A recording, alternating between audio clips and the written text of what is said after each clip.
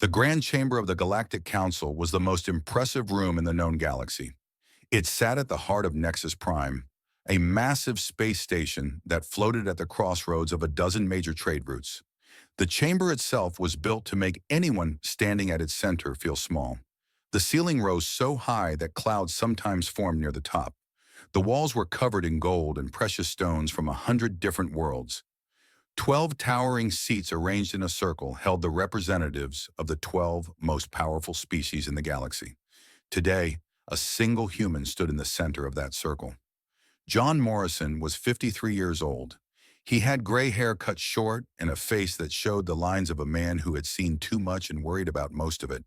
He wore a simple gray suit, the standard uniform of Earth's diplomatic service. His hands were bound in front of him with energy cuffs that glowed a soft blue. He stood straight and calm, as if he were attending a boring meeting rather than his own trial. High Arbiter Vorath looked down at the human from his elevated seat. Vorath was Thesari, a species of tall reptilian beings with scales the color of dried blood and eyes like yellow flames. The Thesari had controlled the Galactic Council for 3 centuries. They were not the strongest species or the smartest, but they were the most ruthless. They had learned long ago that the key to power was not winning wars, but preventing anyone else from becoming strong enough to challenge them. John Morrison of Earth, Vorath said, his voice echoing through the chamber. You stand accused of espionage against the Galactic Council. You stand accused of destabilizing sovereign worlds along the border regions. You stand accused of inciting rebellion among protected species. How do you answer these charges? Morrison looked up at Vorath. His expression did not change. The charges are false. You know they are false. Everyone in this chamber knows they are false. A ripple of whispers moved through the observer galleries that lined the upper walls of the chamber. Thousands of beings from dozens of species had come to watch this trial. Humans were still new to the galactic stage, having only discovered faster-than-light travel a little over a century ago. They were curious, these humans. They asked too many questions. They made friends too easily. They had a troubling habit of treating all species as equals, even the ones the Council had designated as lesser beings. John Morrison had been the worst of them. In 15 years as a diplomat, he had brokered trade deals that bypassed Council-controlled markets. He had helped struggling colonies become self-sufficient. He had exposed 3 separate corruption scandals involving Council officials. He had, without ever breaking a single law, become one of the most dangerous humans alive. The Council had decided he needed to be removed. The evidence has been presented, Vorath said. The tribunal has reviewed your case. We find you guilty on all charges. Morrison nodded slowly, as if he had expected nothing else. And the sentence? Vorath allowed himself a small smile. His species did not show emotion easily, but this moment was worth savoring. The humans had been growing too confident lately. They needed to be reminded of their place in the galactic order. Death, Vorath said, to be carried out in 3 days' time, here on Nexus Prime, as a public demonstration of Council justice. The observer galleries erupted in noise. Some species cheered. Others shouted in protest. The humans in the crowd, a small group of diplomats and journalists, sat in stunned silence. Earth's government had sent formal protests. They had demanded a fair trial. They had been ignored. Morrison waited for the noise to die down. When he spoke, his voice was calm and clear. I would advise you to reconsider. Vorath leaned forward in his seat. Is that a threat, human? No, Morrison said. It is advice. I have spent 15 years studying the Council. I have learned how it works. I have seen what it does to species that cannot defend themselves. I have watched you crush dreams and destroy hope across 1,000 worlds. And in all that time, I have been very careful to remember everything. You are a diplomat, Vorath said. Your government has already filed their protest. It was noted and dismissed. What more can they do? Humanity is young. You have a handful of colony worlds and a small defense fleet. You are not even a full member of the Council. You are nothing. Morrison smiled. It was a small smile, barely visible, but something about it made Vorath uncomfortable. We are human, Morrison said. We have never been nothing. Vorath waved his hand dismissively. Take him to the detention level, increase security. I want no mistakes before the execution." Guards moved forward to escort Morrison away. They were Kreth, a species of large insectoid beings who served as the Council's enforcers. Their armor was thick, and their weapons were always ready. Morrison did not resist as they took hold of his arms and led him toward the chamber's exit. As he walked, Morrison moved his bound hand slightly. The movement was small enough that the guards did not notice. His fingers touched a thin band around his wrist, hidden beneath the sleeve of his suit. It was not a weapon. It was not an escape device. It was simply a transmitter, designed to send a single coded signal across a very long distance. He pressed it. Somewhere in deep space, in a system that appeared on no official maps, a light began to blink on the bridge of a ship. The ship was called the Silent Promise, and it was the first of its kind. Its hull was covered in materials that absorbed sensor signals. Its engines produced almost no detectable emissions. It could drift through the heart of an enemy fleet without being noticed. Captain David Webb looked at the blinking light. He was a thin man with tired eyes and steady hands. He had served in Earth's Navy for 20 years before being recruited for this assignment. He had trained for 3 more years for a mission he hoped would never come. The light meant that hope was over. "Signal confirmed," his communications officer said quietly. "Protocol Prometheus is now active." Webb took a deep breath. He had known John Morrison for 10 years. They had served together during the border conflicts. Morrison had saved his life once, during an ambush that should have killed them both. Now Morrison was going to die, and Webb was going to do everything in his power to prevent it. "Send word to the Forge," Webb said. "Wake everyone up. We have 3 days." On Nexus Prime, John Morrison was led through gleaming corridors toward the detention level. The guards were silent and efficient. Other beings moved out of their way, watching the condemned human with curiosity or satisfaction or pity. Morrison paid them no attention. He was thinking about the years of preparation that had led to this moment. He was thinking about the files hidden in secure servers across the galaxy. He was thinking about the allies he had quietly gathered, the favors he had earned, the secrets he had collected. The Council thought they were executing a troublesome diplomat. They did not understand that they were activating a trap that had been 15 years in the making. Morrison was placed in a cell with walls of solid energy. The guards posted themselves outside. The door sealed shut with a sound like thunder. He sat down on the simple bed and closed his eyes. In 3 days, he would either be free or dead. Either way, the galaxy was about to change. On Earth, news of the death sentence spread within hours. People gathered in public squares to watch the broadcasts. Politicians made angry speeches. Protesters marched outside the offices of the Galactic Council's Earth delegation. But in a secure room deep beneath the government complex, a different kind of meeting was taking place. Admiral Chen stood before a wall of screens showing data streams from across the galaxy. She was 60 years old, with white hair pulled back in a severe bun and eyes that missed nothing. She had fought in 3 wars and won them all. Now she faced a challenge that could not be solved with weapons alone. "Protocol Prometheus is active," she said to the small group assembled before her. "Morrison has been sentenced to death. We have 72 hours. "Can we get him out?" asked Director Hayes, the head of Earth's intelligence service. "Not through force," Chen said. "Nexus Prime has the heaviest defenses in the galaxy. A direct assault would fail and give the Council an excuse to declare war on Earth." "Then what do we do?" Chen turned to face the screens. They showed maps of Council space, communication networks, financial systems, military deployments, 15 years of intelligence gathering, all organized and ready. "We do exactly what Morrison planned," she said. "We show the Council that there are worse things than war. We show them what happens when you attack someone who knows all your secrets." She pressed a command on her console. Across the galaxy, hidden systems began to wake up. Programs that had been dormant for years started running. Messages were sent to contacts who had been waiting for this signal. The Galactic Council had ordered John Morrison's death. They thought they were eliminating a threat. They had no idea what they had just started. The Forge was humanity's greatest secret. It existed in a system with no name, orbiting a dim red star that produced barely enough light to see by. The system had been discovered by accident 30 years ago, and the discovery had been immediately classified at the highest level. No record of it existed in any database the Council could access.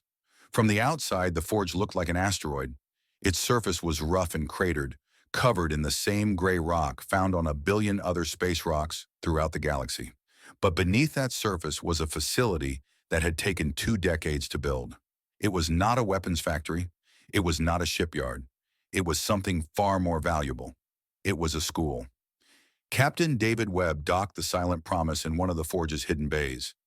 As he walked through the corridors toward the command center, he passed dozens of men and women in simple gray uniforms.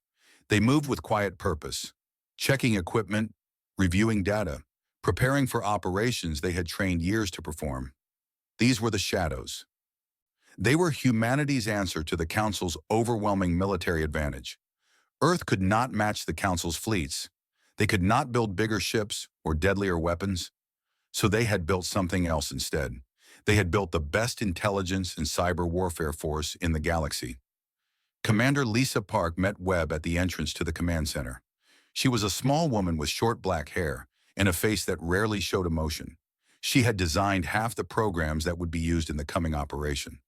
"Protocol Prometheus," she said. "I hoped we would never have to use it."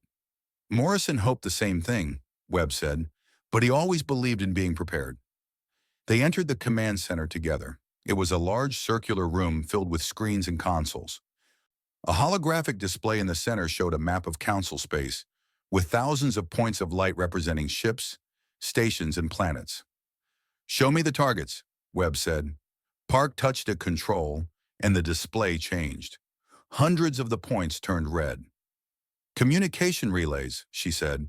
"Financial servers, military command networks, government databases. We have access points in all of them." Morrison spent 15 years building this network. Every time he visited a council world, every time he attended a diplomatic function, he was planting seeds. "And now we harvest them." "Carefully," Park said. "The plan is not to destroy. The plan is to expose." Morrison was very specific about that. He said that the Council's greatest weakness is not their military or their economy. It is their lies. They have spent centuries telling the galaxy that they are wise and just and necessary. We are going to show everyone the truth. Webb studied the display. He thought about Morrison sitting in a cell on Nexus Prime, waiting to die. He thought about the 15 years of work that had led to this moment. Morrison had always been patient. He had always believed that the right information, delivered at the right time, could change everything. "What do we release first?" Webb asked. Park smiled. It was not a pleasant smile. "The trial records, the real ones. The ones that show how the Council fabricated every piece of evidence against Morrison. The ones that show the bribes paid to witnesses. The ones that show Vorath himself ordering the operation. That will embarrass them. That is just the beginning." On Nexus Prime, High Arbiter Vorath was enjoying a celebratory dinner when the first reports reached him. His private dining room overlooked the station's central garden, a vast space filled with plants from 100 worlds. He was eating a rare delicacy from his homeworld when his assistant entered with a worried expression. "There has been an incident," the assistant said. "A data breach." Vorath set down his eating utensil. "What kind of breach?" "The sealed records of the Morrison trial. They have appeared on public information networks across the sector. All of them, including the classified sections." Vorath stood up so quickly that his chair fell over behind him. "That is impossible. Those records are stored in the most secure servers on the station." "Apparently not secure enough," his assistant said. "The information is spreading. News services are picking it up. There are questions being asked." Vorath's scales darkened with anger. This was an annoyance, nothing more. He would find whoever was responsible and make an example of them. In the meantime, damage control was needed. "Issue a statement," he said. "Claim the records are forgeries. Say the humans are trying to manipulate public opinion. It may not be that simple. The records include verification codes that prove they are authentic. Anyone can check them." For the first time, Vorath felt a small chill of worry. Find out how this happened. Find out who is responsible, and increase security around the prisoner. If this is a rescue attempt, I want it stopped before it begins. But it was not a rescue attempt. It was something much worse. Over the next 12 hours, more information appeared on public networks across Council space. Financial records showing how Vorath had embezzled funds meant for refugee relief. Communication logs proving that 3 border conflicts had been deliberately started to justify military spending. Evidence of secret agreements between the Thessaly and criminal organizations. Each piece of information was carefully verified. Each piece was released through channels that could not be traced. Each piece was chosen to cause maximum damage to Vorath and his allies while avoiding harm to innocent beings. On Earth, Admiral Chen watched the chaos unfold from her command center. Reports were coming in from across the galaxy. Council officials were scrambling to respond. News services were demanding answers. Public opinion was shifting. Phase 1 is complete, Director Hayes said. The Council is distracted. They are too busy defending themselves to focus on Morrison. It is not enough, Chen said. Vorath is stubborn. He will go through with the execution anyway, if only to prove he cannot be intimidated. We need to escalate. Phase 2? Chen nodded. Show them what we can really do.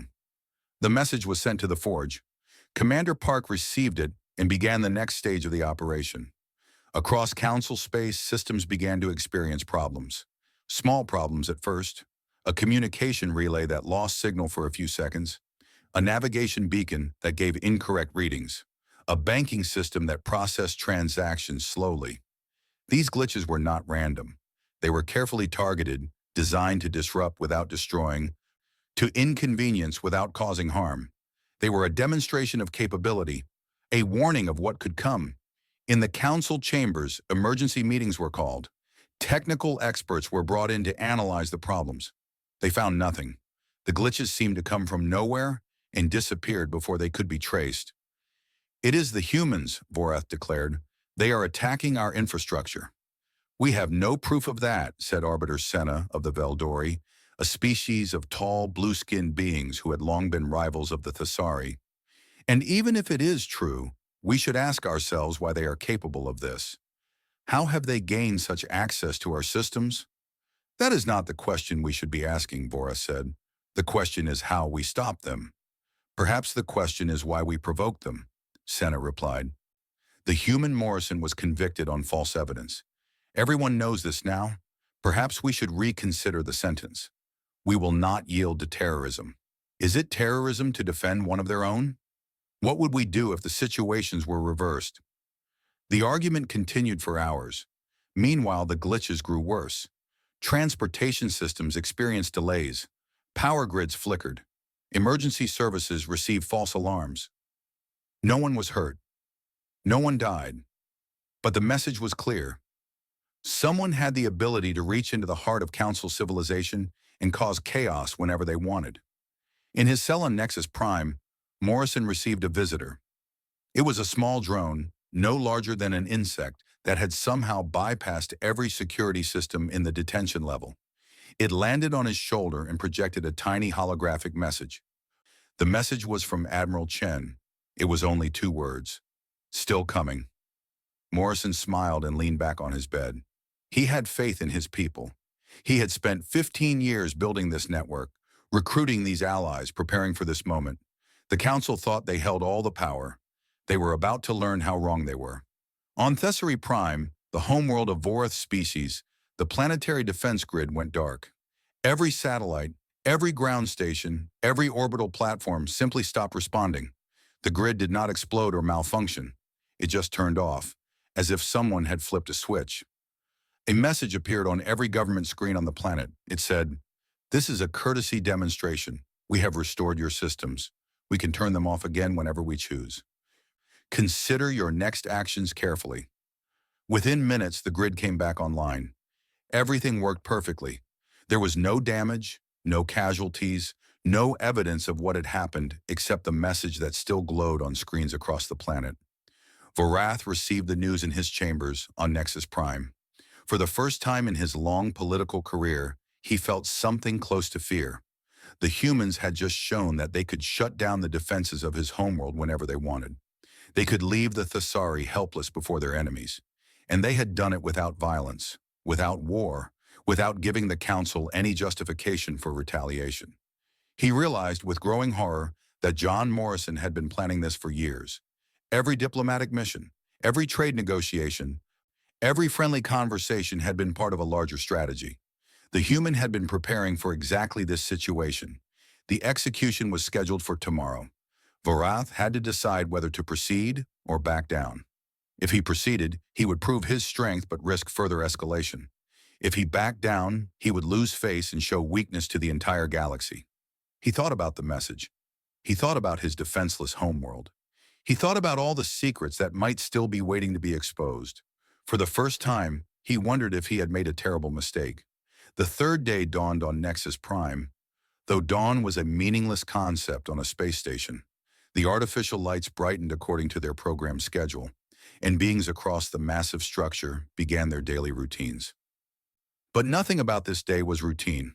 High Arbiter Vorath had not slept. He had spent the night in emergency meetings with his advisors, trying to find a way forward that did not end in disaster. The options were limited. He could proceed with the execution and risk further attacks on Thesari infrastructure. He could delay the execution and appear weak. Or he could release Morrison entirely and admit that the Council had made a mistake. None of these options were acceptable. The other Council members are demanding a meeting, his assistant reported. Several of them are questioning whether we should continue. They are cowards, Vorath said. The humans are bluffing. They cannot actually harm us. All they have done is play tricks with our computers. They turned off our planetary defense grid, and then they turned it back on. They proved they can cause inconvenience. That is all. If we surrender to inconvenience, we will never be taken seriously again. Vorath made his decision. The execution would proceed on schedule. He would show the galaxy that the Thesari did not bend to pressure from lesser species. Whatever the humans tried next, he would endure it. But the humans were not finished demonstrating what they could do. At midday, the Council's secure communication network experienced something unprecedented. For exactly 60 seconds, every message sent through the network was visible to everyone else on the network. Private conversations between diplomats became public. Secret negotiations were exposed. Personal communications that were meant for one person were read by thousands. The network returned to normal after 60 seconds, but the damage was done. Trust had been shattered. Allies suddenly knew what their partners really thought of them. Enemies learned secrets they were never meant to know. The Council chambers erupted in chaos. Species that had been allies for centuries now looked at each other with suspicion. Old rivalries flared up as hidden insults were revealed. 3 diplomatic delegations announced they were leaving the station immediately. Vorath watched the chaos and felt his control slipping away. The humans were not trying to rescue Morrison through force. They were destroying the Council from within, using the Council's own secrets as weapons. "Find them," he ordered his security forces. "Find whoever is doing this and stop them." But there was nothing to find. The attacks came from everywhere and nowhere. Every time the Council's technical experts traced a signal, they found only dead ends and false trails. The humans had built their network too well. In his cell, Morrison heard the distant sounds of shouting and alarms. He did not know the details of what was happening, but he could guess. Chen and Park were following the plan. They were showing the Council that secrets were only valuable when they stayed secret. A guard came to his cell. "Arbiter Vorath wants to see you." Morrison stood and allowed himself to be escorted through the station. The corridors were more crowded than before. Beings of various species hurried past, some arguing, some looking scared. The normal calm of Nexus Prime had been replaced by an atmosphere of crisis. Vorath was waiting in a private meeting room. He had dismissed his guards, which told Morrison that this conversation was meant to be off the record. The Thesari Arbiter looked tired. His scales had lost some of their usual shine. "Tell them to stop," Vorath said. "Tell who to stop what?" Morrison asked. "Do not play games with me, human. Your people are attacking our systems, our communications, our very way of life. Tell them to stop, and I will consider reducing your sentence." "Reducing it to what? Life in prison instead of death? Exile instead of execution?" Morrison shook his head. "You still do not understand what is happening." "Explain it to me, then." Morrison sat down in one of the chairs, even though he had not been invited to sit. Vorath's eye twitched at the disrespect, but he said nothing. "You think this is about me," Morrison said. "It is not. I am just the trigger. What is happening now has been building for a long time. The Council has maintained power through fear and secrets. You have crushed species who dared to challenge you. You have rigged trade agreements to favor your allies. You have lied and cheated and stolen your way to dominance. And you have done it all while claiming to be the righteous protectors of galactic civilization. We have maintained peace for 300 years. You have maintained your peace, your order, your control. But peace built on oppression is not peace. It is just a longer war. Morrison leaned forward. The humans are new to this galaxy. We looked at the Council and we saw what you really are. We saw the corruption and the cruelty and the endless hunger for power, and we decided that someday someone would need to stand against you. So you built a weapon. We built a mirror. Everything that is being exposed right now is true. Every secret that is being revealed is something the Council actually did. We are not creating lies about you. We are simply letting the galaxy see the truth. Vorath's scales darkened with anger. You are destroying the stability of galactic civilization. No, you destroyed it years ago. We are just showing everyone the cracks. The meeting ended without agreement. Vorath returned to the Council chambers, where the situation had grown even worse. 2 more species had announced their withdrawal from the trial proceedings. The Veldori were calling for a complete review of all Council decisions from the past decade. The financial markets were in chaos as investors lost confidence in Council stability. And still, the execution was scheduled for tonight. Admiral Chen received reports of Vorath's stubbornness and knew that stronger measures were needed. She contacted the Forge and authorized the next phase of the operation. "Are you sure?" Commander Park asked. "This will change everything." "That is the point," Chen said. "Morrison always believed that real change required real consequences. We have shown the Council that we can embarrass them. Now we show them that we can end them." The message went out to hidden assets across the galaxy. Not to human agents, but to others. To species that had suffered under Council rule for generations. To governments that had been forced to accept unfair treaties. To resistance movements that had been crushed but never destroyed. The message was simple. The time is now. We stand with you. On Nexus Prime, something remarkable began to happen. Representatives from 6 different species requested emergency meetings with the Council. These were not the powerful species who sat in the 12 great seats. These were the smaller nations, the conquered peoples, the forgotten worlds that existed on the edges of Council space. They had all received the same information from human sources. They had all been given evidence of how the Council had wronged them. And they had all decided independently but simultaneously that they were no longer willing to be silent. "We demand that the charges against John Morrison be reviewed," announced Ambassador Kira of the Talani, a species whose homeworld had been stripped of resources by Council-approved mining operations. "We demand that our own grievances be heard. We demand representation on the Council itself." "You demand?" Vorath asked, his voice dangerous. "You are in no position to demand anything. Perhaps not alone, but we are not alone anymore."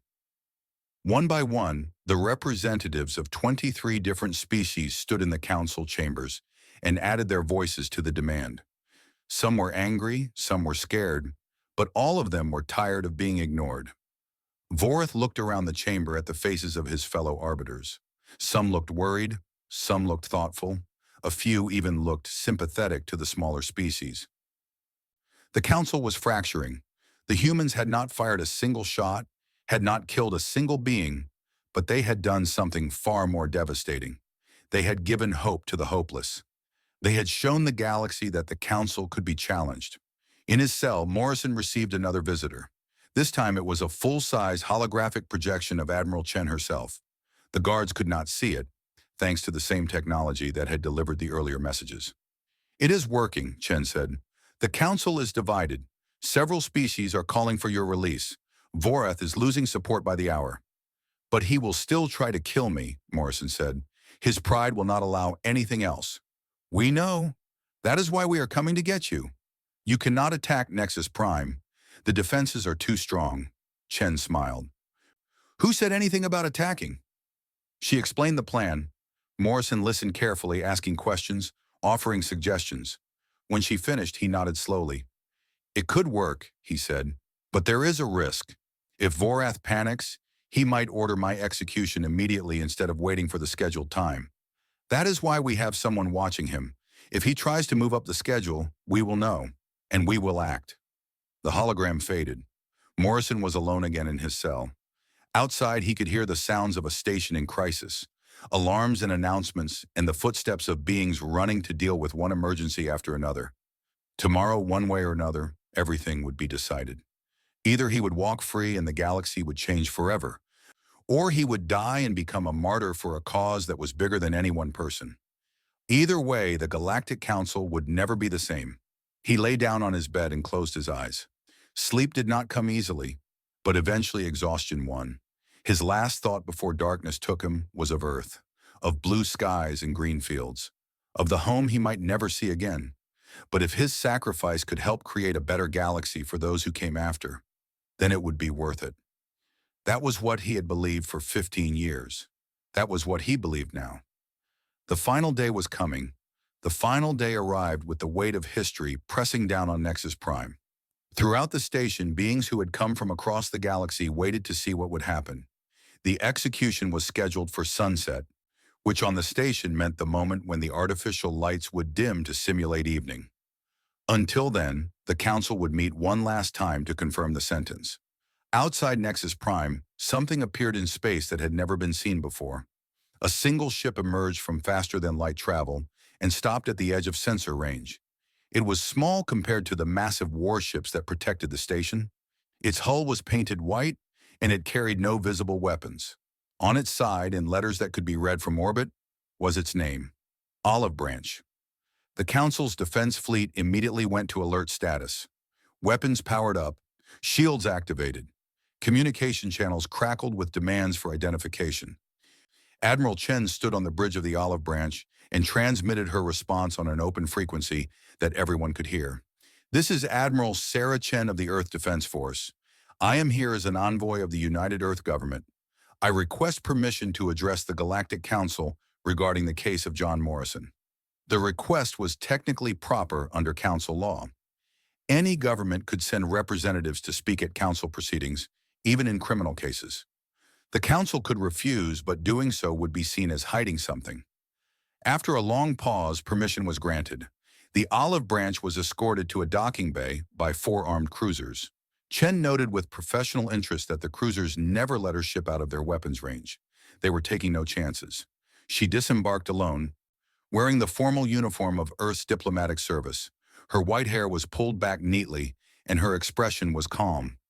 Guards surrounded her immediately and escorted her through the station toward the Council chamber. On the way, she passed through crowds of beings who had gathered to witness history. Some shouted insults at her. Some cheered. Most simply watched in silence, curious to see what the humans would do next. High Arbiter Vorath was waiting in the Council chamber. He had dressed in his full ceremonial robes, decorated with symbols of Thessari power and authority. He intended to project strength. He intended to show the galaxy that the Council could not be intimidated. "Admiral Chen," he said as she entered, "you come to plead for the life of a convicted criminal?" "I come to offer the Council an opportunity," Chen replied. She walked to the center of the chamber and stood in the same spot where Morrison had stood 3 days ago. "An opportunity to end this crisis peacefully." "There is no crisis," Vorath said. "There is only a human spy who has been convicted of crimes against the Council. His execution will proceed as scheduled." "I think you know that is not true." Chen looked around the chamber at the other arbiters. Several of them shifted uncomfortably in their seats. "Over the past 3 days, certain information has become public. Information about corruption and abuse of power. Information about how the Council really operates. This information has caused considerable difficulty for your government. Stolen information, illegally obtained. It proves nothing. It proves everything. And there is more, much more. We have files on every species in this chamber. Every scandal that was buried, every crime that was covered up, every secret that was supposed to stay hidden forever." Chen paused to let her words sink in. "We do not want to release this information. We are not your enemies, but we will protect our people. You threaten us? I offer you a choice. Release John Morrison, issue a formal apology, Agree to reform the Council's trial procedures to prevent this kind of injustice from happening again. In exchange, we will return all the information we have gathered. We will restore all the systems we have accessed. We will forget this ever happened. Vorath stood up from his seat. His scales had turned almost black with rage. You come into our chamber and dictate terms to us? You are a minor species. You have no fleet capable of challenging our power. You have no standing to make demands. You are correct, Chen said. We cannot defeat you in battle. We have no desire to try, but we can make you irrelevant. Look around this chamber, Arbiter. How many of your allies are still with you? Vorath looked. What he saw clearly disturbed him. Several seats were empty, their occupants having withdrawn from the proceedings in protest. Others contained arbiters who would not meet his eyes. The coalition that had kept the Thessari in power for 3 centuries was crumbling. The smaller species are organizing, Chen continued. 23 governments have already demanded reform. More are joining every hour. They are not doing this because we told them to. They are doing it because they finally believe change is possible. You can crush them one by one, as you have always done, but you cannot crush them all at once, and you cannot stop the information from spreading. What do you want? The question came not from Vorath, but from Arbiter Senna of the Veldori. The blue-skinned alien looked tired but thoughtful. What do humans really want from this? Chen turned to face her. We want what we have always wanted. A galaxy where all species are treated fairly, where strength does not automatically mean the right to oppress, where the law serves everyone, not just the powerful. We are not asking to rule. We are asking for justice. Pretty words, Vorath said, but words do not change reality. The Council has kept peace for 300 years. Without us, there would be chaos. There is already chaos, Senna said, and perhaps we have earned it. Perhaps a little chaos is the price of the peace we built on the suffering of others. The chamber erupted in argument. Species that had been allies shouted at each other. Old grievances surfaced. The carefully maintained order of the Council began to break apart. In the middle of the noise, a door opened. Guards entered, escorting a prisoner in energy cuffs. John Morrison walked into the Council chamber for the second time in 3 days. He looked thinner than before, but his eyes were alert and his steps were steady. He had heard the arguments from his cell. He knew that the moment of decision had arrived. Vorath raised his hand for silence. The chamber slowly quieted. Enough, the High Arbiter said. We will settle this now. John Morrison has been sentenced to death. The sentence will be carried out immediately. He gestured to the guards. They moved forward, reaching for Morrison, and then they stopped. Every Thessari in the chamber suddenly found that they could not move. Their muscles had locked in place. They could breathe, they could blink, but they could not take a single step. It was as if invisible hands had grabbed them and held them motionless. What is this? Vorath demanded. Only his mouth seemed capable of movement. Chen held up a small device, a targeted neural disruption field. It affects only Thessari physiology, completely harmless, completely temporary, but very effective. This is an act of war. No, this is an act of prevention. We will not allow you to murder an innocent man while we are trying to negotiate peace. Chen walked over to Morrison and unlocked his cuffs. We could have done this from the beginning. We could have walked in here, frozen your guards, and taken Morrison home. We chose not to. We chose to give you a chance to do the right thing. She looked at the other arbiters, the ones who could still move. We chose to show you that humanity does not want war. We do not want conquest. We do not want revenge. We want to be part of a galaxy that is fair and just. We want to help build something better than what exists now. Morrison rubbed his wrists where the cuffs had been. He looked at Vorath, frozen in his ceremonial robes, helpless despite all his power. You still have a choice, Morrison said. You can let us walk out of here. You can agree to the reforms that your own people are demanding. You can be part of the change that is coming, or you can refuse. You can declare war on humanity. You can try to maintain your grip on power through force. And if we refuse, Vorath asked through clenched teeth, then we release everything, every secret, every crime, every lie. The coalition you have built will collapse within days. Your own people will turn against you. You will lose everything, not because we destroyed it, but because you built it on a foundation of deception that could not survive the truth." The chamber was silent. Everyone was waiting. The future of the galaxy hung on what happened in the next few moments. Finally, Senna spoke. "I call for a vote on the question of releasing John Morrison and establishing a committee to review council trial procedures." "You cannot call a vote while we are prisoners in our own chamber," Vorith said. "Watch me." Senna stood up. "All in favor?" One by one, hands rose around the chamber. First the Veldori, then the Consortium of Artists, then the merchant princes of Keelan, then others, species who had grown tired of Thessari dominance, who had been waiting for a moment like this for generations. When the count was finished, 7 of the 12 council species had voted in favor. A clear majority. Chen deactivated the neural field. The Thessari could move again. Voreth stumbled, nearly fell, caught himself on the arm of his chair. "The motion carries," Senna announced. "John Morrison is released. A reform committee will be established, and the council will begin the process of addressing the grievances of our member and associate species." Vorath looked around the chamber at the faces of those who had voted against him. He saw the end of an era, the end of Thessari dominance, the end of the order he had devoted his life to maintaining. "This is not over," he said. "No," Morrison agreed. "It is just beginning, but it does not have to be war. It can be progress. It can be growth. It can be the birth of something better."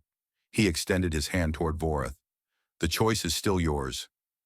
Voreth looked at the hand. For a long moment, no one knew what he would do. Then slowly he turned and walked out of the chamber without saying another word. It was not acceptance, but it was not war either. And for now, that was enough. 6 months had passed since the day the Galactic Council voted to release John Morrison. In that time, the galaxy had changed in ways that few could have predicted. The Reform Committee had worked faster than anyone expected. Old laws were reviewed and revised. Trade agreements were renegotiated to be fairer to smaller species. The trial system was completely rebuilt, with new protections for the accused and oversight to prevent political interference. It was not perfect, but it was better than what had come before. The Thessari had withdrawn from active participation in the council. Vorath had resigned as High Arbiter, replaced by a younger leader who was more willing to adapt to the new reality. Their species was still powerful, still influential, but they were no longer the undisputed masters of galactic politics. Humanity had taken a seat on the council. Not one of the 12 great seats, not yet, but a position of honor as a special advisor. Admiral Chen had been offered the role, but she had declined. She said she was a soldier, not a politician. The job of building humanity's future in the galaxy should belong to someone who had dedicated their life to that mission. And so John Morrison became the first human to hold a permanent position in the Galactic Council. He stood now at a window in his new office on Nexus Prime, looking out at the stars. The office was small by council standards, just a single room with simple furniture and a view of space. Morrison had refused anything larger. He said he worked better without distractions. A chime sounded. He turned to see Commander Lisa Park entering the room. She had left the Forge after the crisis ended, accepting a position in Earth's official diplomatic service. Her skills with information systems were now being used to build connections rather than exploit weaknesses. "The delegation from the Talani Confederation is here," she said. "They want to discuss the new trade proposals." "Give me 5 minutes." Park nodded and left. Morrison turned back to the window. He thought about the past 15 years. All the planning, all the preparation, all the careful work that had led to this moment. He had spent so long building a weapon that he had almost forgotten what it was for. The network of secrets and access points that had brought the council to its knees was still there, still waiting. They had not destroyed it. They had not needed to use most of it. That was the point. The goal had never been to hurt anyone. The goal had been to create a situation where hurting people was not necessary, to show that strength without violence was possible, to prove that the right information, used at the right time, could change the world without firing a shot. A knock at the door interrupted his thoughts. Admiral Chen entered without waiting for permission. She was wearing civilian clothes now, having officially retired from military service. But she still moved like a soldier, and her eyes still missed nothing. You look tired, she said. I am tired. Changing a galaxy is harder than threatening one. Chen smiled. That was always going to be true. Building is harder than destroying, but you knew that when you started. I did. Morrison gestured to a chair. Sit. Talk to me. You did not come all this way just to check on my health. Chen sat. I came to say goodbye. I am going home. Back to Earth. I want to see real sky again. Breathe real air. Remember what we were fighting for. You earned it. So did you. You could come with me. Let someone else carry the burden for a while. Morrison shook his head. Not yet. There is still too much to do. The reforms are fragile. The Thessari are watching for any sign of weakness. If I leave now, everything we built could fall apart. You cannot hold the galaxy together by yourself. No, but I can help. I can be here when it matters. I can make sure the promises we made are kept. He looked at her. That is what this was always about. Not power, not revenge. Just keeping promises. Chen nodded. She understood. They had talked about this many times over the years, late nights on ships and stations, planning for a future that might never come. Now that future was here, and it was messy and complicated and full of problems they had not anticipated. But it was also full of hope. The forge is being converted, she said. We are turning it into a research station. No more spy ships, no more hidden weapons, just scientists and explorers looking for new worlds and new possibilities. That is good. That is what it should be. Some of the team are staying on. They want to help with the transition. Others are going back to regular service. Chen paused. Captain Webb asked me to give you a message. He said that he is proud to have served with you. He said that you were right all those years ago. When you told him that patience was the greatest weapon, Morrison felt something warm in his chest. He had not seen Webb since the crisis ended. The captain had returned to patrol duty, refusing any promotions or recognition. He said he was not a hero. He was just a soldier who followed orders. Tell him thank you, Morrison said. Tell him that none of this would have been possible without people like him. People who believed when belief was hard. People who worked and waited and trusted that someday it would all be worth it. Chen stood. I will tell him, and I will tell Earth that their representative is doing well, that he is making them proud. I hope so. They embraced briefly, two old friends saying farewell at the end of a long journey. Then Chen was gone, walking out of the office and out of Morrison's daily life. They would stay in touch, of course, but things would be different now. The war was over. The time for building had begun. Morrison returned to his window. Outside, ships moved through space. Cargo vessels and passenger liners and diplomatic transports. 1,000 different species going about their lives, most of them unaware of how close everything had come to falling apart. He remembered something his father had told him long ago, back on Earth, before he ever dreamed of traveling to the stars. His father had been a history teacher. He had said that the most important moments in history were often the quietest. The treaties that ended wars, the laws that protected the weak, the choices that led to peace instead of conflict. Anyone can destroy, his father had said. It takes real strength to build. Morrison had spent his life trying to live up to those words. He had built networks and alliances and careful plans. He had built relationships with species that humanity had never met before. He had built a foundation for a better future, and now finally he was seeing the results. There was a knock at the door. The Telani delegation was waiting. They wanted to discuss trade and cooperation, and the 1,000 small details that would determine whether the new era would succeed or fail. Morrison straightened his suit and prepared to get back to work. Far away on a small world in a system that most maps did not include, a memorial had been built. It was a simple structure, just a wall of stone with names carved into its surface. The names belonged to people who had suffered under the old council. People who had been oppressed and forgotten and told that their lives did not matter. Children came to this memorial on school trips. They learned about the Quiet War, as it had come to be called. They learned about how humans had won without fighting, how they had used truth instead of weapons, how they had shown the galaxy that there was another way. One day an old man visited the memorial.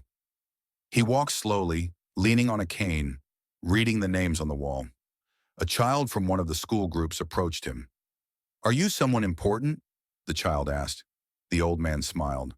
No, just someone who was there when things changed. My teacher says humans are the strongest species in the galaxy. Is that true? The old man thought about the question. He thought about Admiral Chen and Captain Webb and Commander Park. He thought about the thousands of people who had worked in secret for 15 years.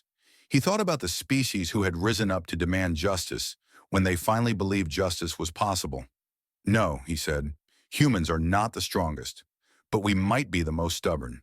When we see something wrong, we cannot just accept it. We have to try to make it right, even when it takes years, even when everyone tells us it is impossible. Is that why you won? We did not win. Nobody won. That was the whole point. The old man looked at the names on the wall. We found a way for everyone to move forward together. That is not victory. That is just the beginning of something new. The child nodded, not entirely understanding, but sensing that the old man's words were important. Then her teacher called her back to the group, and she ran off to rejoin her classmates. The old man stayed a while longer, reading names and remembering faces. Then he turned and walked away. Above him, the stars shone bright and cold and full of possibilities. A new chapter of galactic history was being written, and humanity was part of it. Not as conquerors, not as rulers, just as one more species trying to make things a little bit better than they were before. That was enough. That had always been enough. And somewhere on Nexus Prime, John Morrison finished his meeting with the Talani delegation and moved on to the next task on his list. There was always more work to do. There were always more problems to solve. There were always more promises to keep. But that was all right. Building was harder than destroying, and it was worth every moment of effort. The galaxy was changing, and for the first time in 300 years, it was changing for the better.